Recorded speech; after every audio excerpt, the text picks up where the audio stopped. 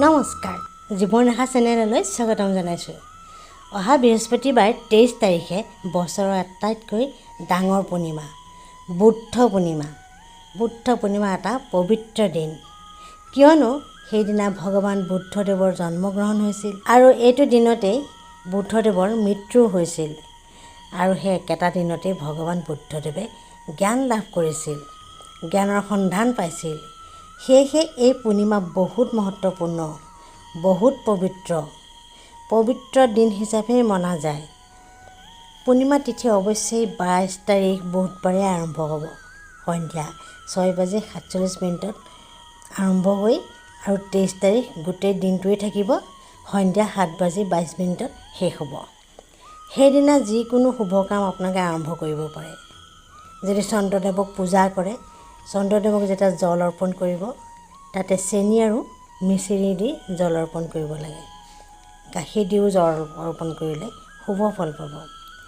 চন্দ্ৰোদয়ৰ সময় হৈছে সন্ধ্যা 7:12। যেতিয়া আপোনালোকে পূজা কৰে চন্দ্ৰদেৱক, সময় হৈছে ৰাতি 23 তাৰিখ সন্ধ্যা 10:35 পৰা 12:18 ভিতৰত পূজা কৰিলে বহুত শুভ ফল পাব। বন্ধু বান্ধৱীসকল, বুদ্ধ পূৰ্ণিমাৰ দিনা কৰা বিশেষ উপায় আছে, যিবিলাক কৰিলে আপোনাৰ সকলো দুখ দুৰ্গতি অপায় অমংগল নাশ হ'ব। এনেও পূৰ্ণিমা তিথি সাধাৰণতে দেৱী লক্ষ্মীৰ তিথি, ভগৱান গণেশকো পূজা কৰা হয়। বুদ্ধ পূৰ্ণিমাও বহুত মহত্বপূৰ্ণ তিথি, মা লক্ষ্মীৰ তিথি। পূৰ্ণিমাৰ তিথিত মা লক্ষ্মী বহুত প্ৰসন্ন হয়, প্ৰসন্ন মুদ্ৰাতে থাকে। সেইদিনা কিন্তু ভগৱান গণেশকো আৰাধনা কৰা হ'ব। এই বুদ্ধ পূৰ্ণিমাৰ বুধ গ্ৰহৰ লগত জড়িত এটা সুন্দৰ কাহিনী আছে।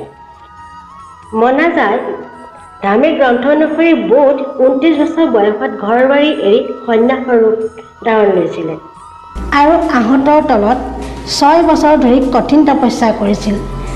আৰু এই বহাগ মাহৰ পূৰ্ণিমাৰ দিনাই সত্যৰ সন্ধান পাইছিল বুধে, জ্ঞান পাইছিল।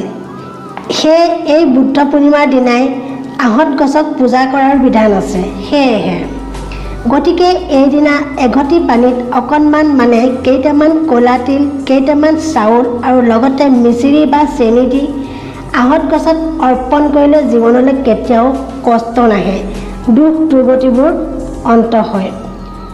ভগৱান গণেশক দুবৰি অৱশ্যে অৰ্পণ কৰিব এইদিনা। ৰঙা সূতাৰে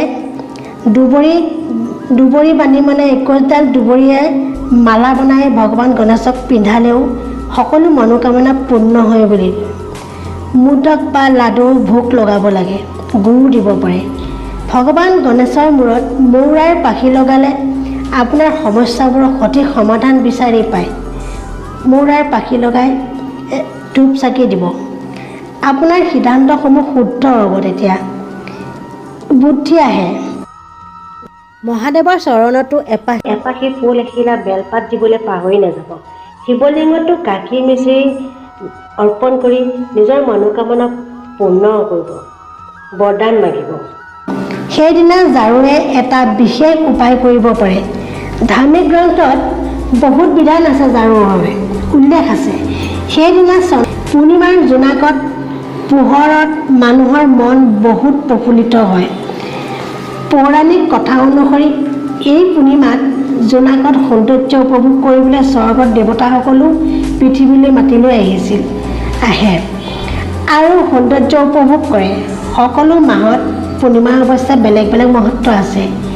এই বহাগ মাহৰ পূৰ্ণিমাও বিশেষ মহত্ব আছে। বহাগ মাহৰ পূৰ্ণিমাত দান দক্ষিণা কৰাৰ বিশেষ বিধান আছে। কিছুমান বিশেষ বস্তু দান কৰিলে বিশেষ ফল পোৱা যায়। জীৱনৰ সমস্যাবোৰ সমাধান কৰিব পাৰি, অভাৱ অনাটনসমূহ দূৰ হয়। পানী দান কৰিব পাৰে, চাউল মাহ ভোজনী আদি দান কৰিব পাৰে। অৱশ্যে জ্যোতিষীৰ দ্বাৰাই জন্ম কুষ্ঠিখন দেখুৱাই কি দান কৰিলে আপোনাৰ কাৰণে শুভ হ'ব, ভাল হ'ব, তাক জানি বুজি দান কৰিলে বিশেষ ফল পাব। অৱশ্যে ঝাৰুৰ প্ৰয়োগ সকলোৱে কৰিব পাৰে। মান্যতা অনুসৰি মা লক্ষ্মীৰ আগমন সদায় শুদ্ধ আৰু চাফা ঘৰতে হয়। সেয়েহে চাফ চিকুণৰ ওপৰত বিশেষ ধ্যান দিব লাগে। ঘৰত কোনো এটা কোণ আন্ধাৰত যাতে নহয়, আন্ধাৰত থাকিব নালাগে। ঝাৰুৱে কৰাৰ উপায় বহুত আছে। ঝাৰুটো ব্যৱহাৰৰ ওপৰতো বহুত বিধান আছে। যেনে ধৰক ঝাৰুটো ভৰিৰে লঠিয়াব নাপায়। কিছুমানে ভৰিৰে ঝাৰুটো পৰাই দেখিলে ভৰিৰে আঁতৰাই বেৰৰ কিনাৰলৈ থয়, নাপায়, ভৰি লগাবই নাপায়। ভুলতে লাগিলেও সেৱা এটা কৰি দিব লাগে, ক্ষমা খুজিব লাগে। ঝাৰুৱে কাকো মাৰিব নাপায়। বহুতৰ মানুহৰ দেখি খং উঠিলে নিজৰ ল'ৰা ছোৱালীকে ঝাৰুটোৱে মাৰি দিয়ে। ব্যক্তিয়ে হওক বা জানোৱাৰে হওক মাৰিব নাপায় ঝাৰুৱে। মুকলি ঠাইত ঝাৰুটো ৰাখিব নাপায়। ঘৰত সদায় দক্ষিণ চাইডে ঝাৰু লুকুৱাই ৰাখিব। ঝাৰুৰ মা লক্ষ্মী প্ৰতীক মনা যায়। ঝাৰুৰ বিশেষ উপায় আছে। এই উপায় কৰিলে মনোকামনা পূৰ্ণ হয়। কি কৰিব? 3টা ঝাৰু কিনিব, যদি নোৱাৰে এটা কিনিলেও হ'ব। এটা কিনি মা লক্ষ্মীৰ কৃপা পাবলৈ হ'লে এই পূৰ্ণিমাৰ দিনাই ৰাতিপুৱাই উঠি ভালকৈ গা পা ধুই একেবাৰে বহুত সোনকালে উঠিব আৰু গা পা ধুই কোনেও নেদেখাকৈ কোনো এটা মন্দিৰত বা নামঘৰত ঝাৰুটো দান দি থৈ আহিব। গুপ্ত দান বুলি কয় এই দানটো। মনে মনে থৈ আহিব। তাতে থৈ আহিলেই হ'ব। যদি মন যায় ঝাৰুটোৱে অলপ সাৰি থৈ আহিব পাৰে, পুণ্য হ'ব, মা লক্ষ্মীৰ কৃপা পাব। কিন্তু আপুনি মনে মনে কৰিব লাগিব, কাকো নক'ব। যদি এই পূৰ্ণিমাত নোৱাৰে তেন্তে কোনো এটা পূৰ্ণিমাতেই কৰিব পাৰিব। ঝাৰুৰ লগত বহুত বিধান আছে। পুৰণা ঝাৰু মেৰিয়াই বা যেতিয়াই তেতিয়াই পেলাব নালাগে। দেওবাৰটো অৱশ্যে ভাল, পেলাব পাৰে গোটেই দিনটোৰ ভিতৰত। মান্যতা অনুসৰি শনিবাৰ বা কোনো অমাৱস্যাত ঝাৰু কিনি ঘৰত ব্যৱহাৰ কৰিলে ঘৰৰ বাস্তুৰ দোষ দূৰ হয় বুলি মনা যায়। কিন্তু এই পূৰ্ণিমাৰ দিনা বিশেষ প্ৰয়োগ কৰিলে বিশেষ ফল পাব।